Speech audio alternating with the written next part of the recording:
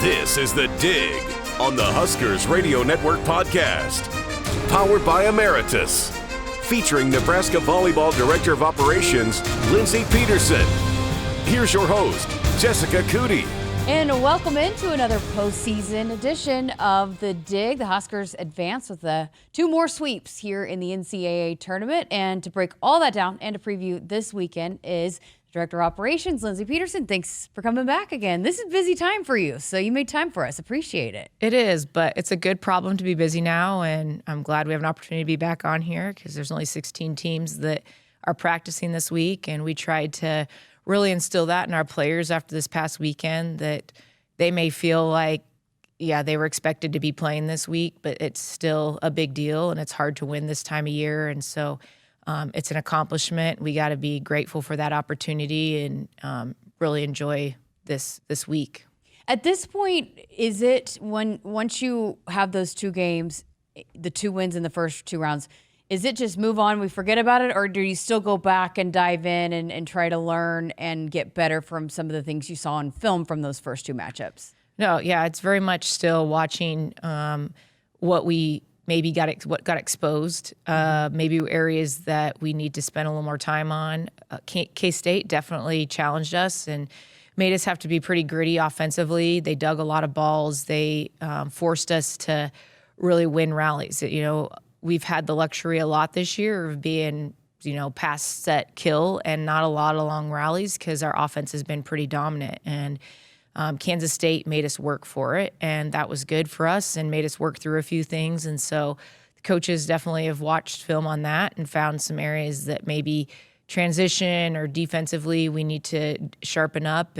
But then it also is focusing on this week because we have three teams pretty much you got to try to prepare for before the weekend, just of how the tournament's set up. You just don't know who's going to advance. And obviously you want to be somewhat familiar with what you might match up with in the second game because you only get one day of, very short practice to prepare. So it's a lot of preparation this week also for who your opponents might be. A couple things I did want to go back to last weekend. And first of all, the 1 point in the first set against Kansas State where Sigler is diving and sends it over the net. It was deafening inside Devaney. But I feel like that was kind of the story, right, of the first two sets. Had to just find ways to be gritty on defense to be able, because Kansas State was putting up a fight. Yeah, exactly. And I think, our crowd really appreciates good volleyball, and the long rallies are big momentum swings. So if you can win that, that's huge for your team. And that was a longer rally and any big hustle play. And T's personality just fits that. She's a very high energy, all passion type player, and I think the fans realize that, and to see her make a play that big and then we end up winning the rally was huge for us. And I also think our fans understand this time of year and the importance of this time of year. So anything that can help lift our team or make the atmosphere or intimidate the other team a little bit, they're going to take advantage of, and that's definitely a bonus at being at home, is having your fans there to help. And, with our fan base being so knowledgeable, we definitely try to use it to our advantage. I think we've talked about this at some point in the course of the season, but it's pretty impressive, right? What T's been able to do defensively as a freshman. Like, not all freshmen come in like that, right? Like, especially defensively. Absolutely. T's a special kid and special player. She has the mindset. I say she's mature beyond her years. She doesn't act like most freshmen. She doesn't have that deer in the headlight look, to start. When she was out there, she felt like she belonged. She was confident in herself, and she just has really good feel for the ball as well. And she knew as a freshman, being back there in the passing rotations, teams were going to attack her because you always want to put pressure on freshmen and see how they're going to handle it. And she's been very solid for us this year. And then defensively, she reads well, and then you see the effort plays that she can make. You don't ever counter out on any play, and so she's a great player and a special type of player, just to be a freshman and to be able to contribute that way and to really be confident and comfortable with where she's at. Another freshman experiencing this for the first time is Virginia Adriano. And, again, saw some adjustments that she made in the third set there against Kansas State. What did she learn from that first weekend, and how big was that she was able to adjust there and get it going in the third set against K-State? Well, yeah, the NCAA tournament's new for her. Like, even at least T's had an opportunity to watch it, and Virginia's not even really aware of what the NCAA tournament was about. So getting her, acclimated to what this means and how each game there's a little more pressure and there's a little more on the line. And so it was great to see her work through a little bit of a struggle there and come back and respond really well. And I think she did realize, like, I have to be next point mentality and don't want to hang on to anything too long because it could come back and cost you, and you don't want to have regrets by the time when you're done. And it is just to get, everyone makes mistakes, and it's expected this time of year. I mean, every team is playing with a different motivation, and so they got to take that into account too. It's not a normal, mid-October game when everyone still has 2 months of season left. It's everyone's, one team's going to end their season that match. So there's different motivation that each team's playing with, and they're a little more, they're going a little more, doing more than maybe what you would expect. And so being able to adjust to what the other side gives her, and I think she did a nice job of figuring out how to make those adjustments, coming back out, making sure that she didn't let get too internal and stayed external and moved on to the next point. And that was very promising to see her to be able to do that, because she'll be a big factor for us moving forward. That's awesome. Okay, so the from the service lines, Huskers have been really hot, and we've talked to Brennan Hagar about that on the Dig a few episodes back, just about his approach to it. But now that you're in the postseason, does it change from match to match how you attack it, or is it, hey, we're going to do what we do? Well, it'll change a little bit as far as maybe the areas we're going to attack, how we're going to mix it up based off their type of the formation they're in, or certain rotations that maybe we can disrupt things. So we may adjust matchup wise. So we know we have a great server and a certain rotation that can maybe pin somebody down the line. We may make sure we set that up. But really by this point, it's go back and you got to be fearless from the service line. Mm-hmm.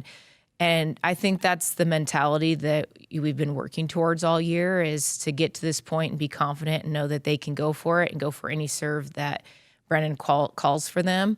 But also understanding that we're going to start matching up with teams that our serve is going to be our first line of defense. And it only sets our defense up, and it's going to help us out a lot more. So they have to understand the importance of that.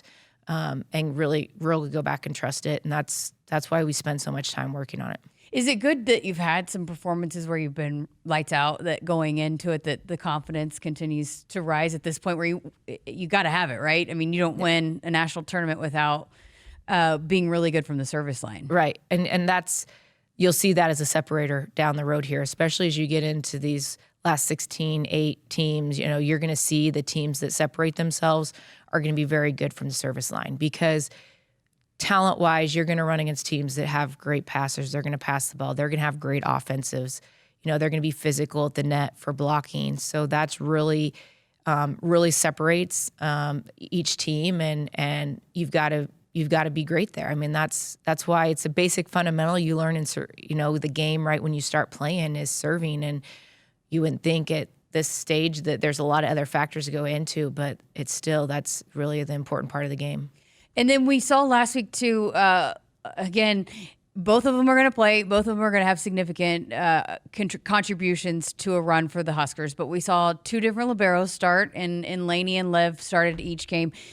How good is that? Just both of them had an experience to start at that spot in the NCAA tournament, that at any point moving forward, if you need either one of them to swap out, you feel pretty comfortable with that? Absolutely. And that's the luxury of having 2 high-level elite liberos, is that you can have that. And if you need it, they each have different strengths. And maybe one match we're going to know we face a team that's a super, super tough serving team, and we want to match up libero based off that. Liv's, probably are one of the best passer in our gym. So we get used to that advantage. And then Laney, you've seen what she can do defensively. It can really frustrate attackers just on her own. And she's really become a great passer as well. So people think, it's a problem. You have 2 really great liberos, but it's not a problem. I mean, and our team has gotten very comfortable with whoever's out there, and they both have really established themselves in that role. And like you say, you're going back and forth. It's really 2.5 rotations that the other one's getting out there.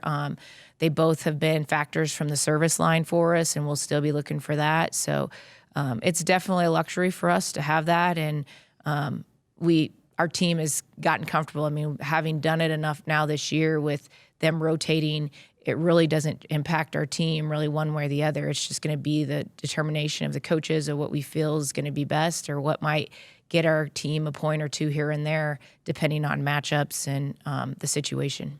What's the difference going into it your third time around as opposed to your first or second? Like you look at those key contributors in Bergen and Harper and Andy and some of these athletes that they've been on this stage. It's like they know it probably like the back of their hand. But is it the same kind of feeling, or what changes in terms of your third time around at this?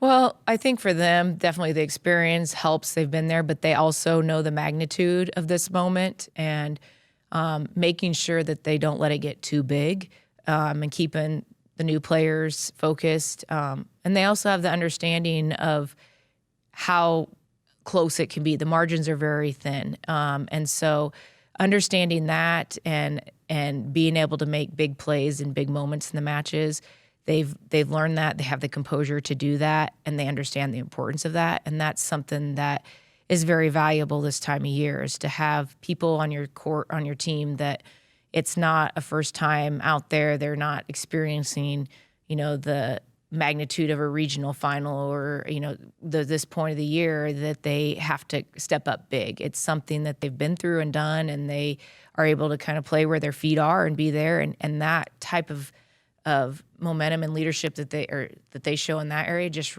passes off to other newer players. But they also have the weight of they've been there and fallen short. So they understand that too. So they have a little extra motivation if they don't want to be in that situation again. How'd you see some of those older players to handle when it wasn't as, I guess, maybe the type of performance we've seen out of Nebraska in those first two sets? How did you see them kind of respond going into the third set, being that it wasn't, I mean, even Taylor Lamford told me afterwards, we weren't playing Nebraska volleyball. We went back to that in the third set. So how did the team handle kind of that situation of, hey, we got to get back to doing what we do?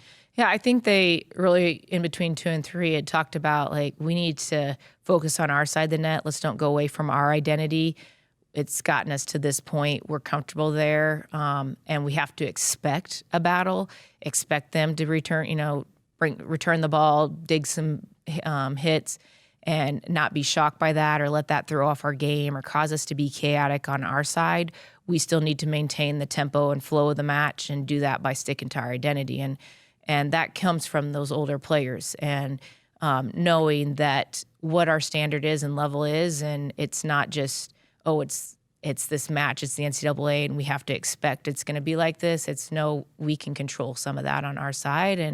And they've talked about that since we've started the NCAA, is really focusing on the controllables. There's going to be a lot of uncontrollables and a lot of outside noise and distractions and things the other teams do that they can't control. But the things that we've been able to control all season has put us in this position, and we need to really focus on that. Great stuff. Okay, let's talk about this weekend ahead. Again, is it something where we're planning for all 3 teams going into this? Absolutely. You have to, you kind of take day by day. You basically have 3 full practice days. Thursday will be a time practice that all teams will have and have the court. So you don't get a lot of work done on those practice days. Plus, it's the day before you play. So you got to really monitor the workload that you put it on your athletes then. So Monday through Wednesday is a great day to prep, and you have to somewhat prepare for all 3 teams. I mean, we know one of those teams, if we advance the team, we're not going to end up playing all 3, but you have to still somewhat have it in your mind, but then tell the players they got to compartmentalize it too. Like, this is what A&M does, this is what Kansas does, this is what Louisville does, and you've got to keep it in those compartments. And when we need to bring it out, we'll bring it out. And our staff, Jalen has always got a great scouting report, and he and Brennan will make sure that they've have the right report ready to go and the team's prepped. But you have to see it visually a little bit. So that's the luxury. I've also playing on Friday. It gives us a little more time to get prepped for all those teams. Okay, so Kansas is a team a little bit familiar with, played in the spring, right? So, but how is that team different than the team that Nebraska swept back in the spring match? Well, I think that was one of their first matches under their new coach, Matt Omer. He's a fabulous coach, and he's been in these situations with Oregon. He's played Nebraska plenty of times in his career.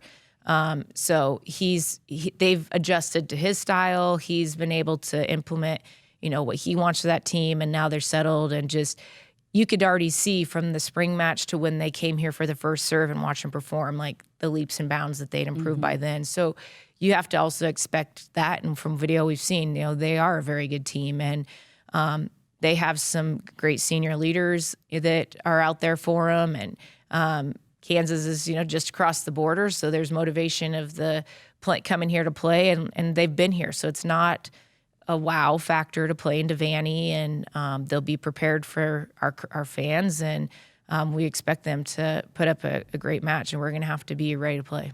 Could see some fireworks in the other matchup too. That's a pretty fascinating matchup between Texas A&M and Louisville, and of course everybody knows the storylines with Louisville, but you and I were talking before we started recording. Texas A&M was here last year, almost beat Wisconsin, so that is going to be quite the battle to see even before the Huskers take the court. Yeah, that'll be a very good match.